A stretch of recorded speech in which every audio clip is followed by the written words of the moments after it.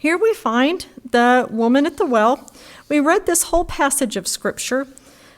Pastor Kent did touch on the first part of this last Sunday, and if you haven't had a chance to hear that sermon, I hope that you will go back and listen to that. Where we are now is verse 27, and we are in the setting where the woman has traveled. She is at the well. Jesus has already spoke to her, and they're still kind of in the midst of their conversation. And here come the disciples. The disciples have went on a food run.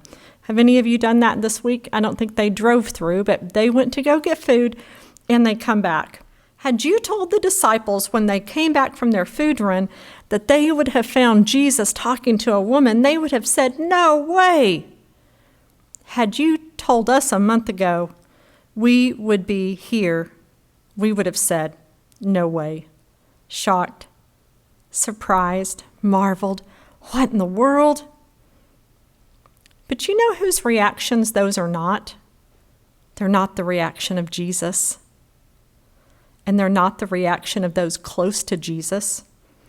At first, the woman was thrown off by Jesus speaking to her, but as she drew near to him, as she entered into his presence, as she focused on his eyes and his words and his heart, even though she didn't understand all of it, even though it was challenging, she allowed that to change her. The disciples at first were shocked, but it also says that no one asked him what he was doing. You know what? They trusted him. Was it different? Was it unusual? Was it the first time they had ever done things this way? Yes, to every one of those. As they drew near to Jesus, their circumstances didn't change, but their level of peace in an uncertain situation did. We can experience that very same thing. One thing that I think God might be trying to say to us through this passage is that we need to draw near to Jesus. We're in an uncertain time. No one is questioning that. You can't control most of it. But who you're trusting and who you're turning to is what you can control. A second thing that I think we can get from this passage is don't hold on too tightly to what your plan is. There's 4 little words in verse 28 that I think are important to the story for the woman, and I think they're important for our story today. Verse 28, then leaving her water jar, the woman went back to the town and said to the people, "Come, see a man who told me everything I ever did." Leaving her water jar. Now remember this, at least she thought it was. This was her goal. This was her whole journey for the day, was to gather water.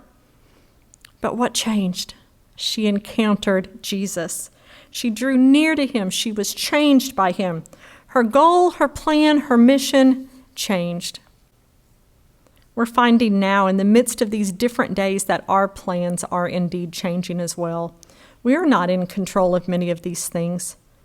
What we once thought was essential and crucial may need to be laid down for a bit so that we can pursue something greater, something better. Psalm 139 reminds us that he discerns our thoughts from afar. Even before a word is on our tongue, God knows it altogether. He does know us. There are no wrappings or disguises which are proof against the gaze of Christ. It is his power to see into the depths of the human heart. It is not that he sees only the evil there, but he sees the sleeping hero in the soul of every individual.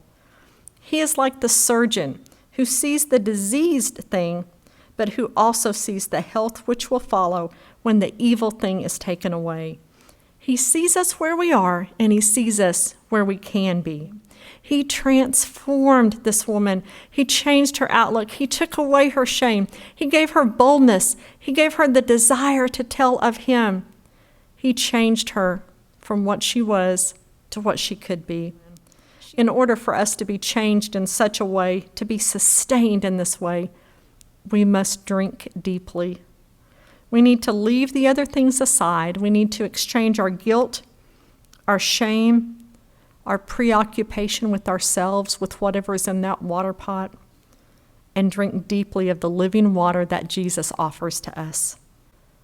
The woman could have easily left the well unchanged. She could have went home and even been mad that this man had brought up her past. She could have continued to live in a lifestyle of shame, convinced that no one is going to understand her or accept her. She could have responded any number of ways. What about us? Today, in the midst of uncertain days, we can have any number of reactions. We, as in you and I, and we, as in the church as a whole. We're still processing, we're still trying to figure things out. But as we draw near to Jesus, as we drink deeply of the living water that he is offering, then we are changed. Then we have the chance to go and help others along the way. Come, Jesus. Come and do what only you can do. Maybe we need a little help leaving what we think is essential. Our water pots all probably look different. Come, Jesus, do what you do. Show us what you want us to lie down so that we might be transformed in such a way that we can share our story. Maybe we're still fussing over something that at this point should not even be our focal point. Come, Jesus, do what you do.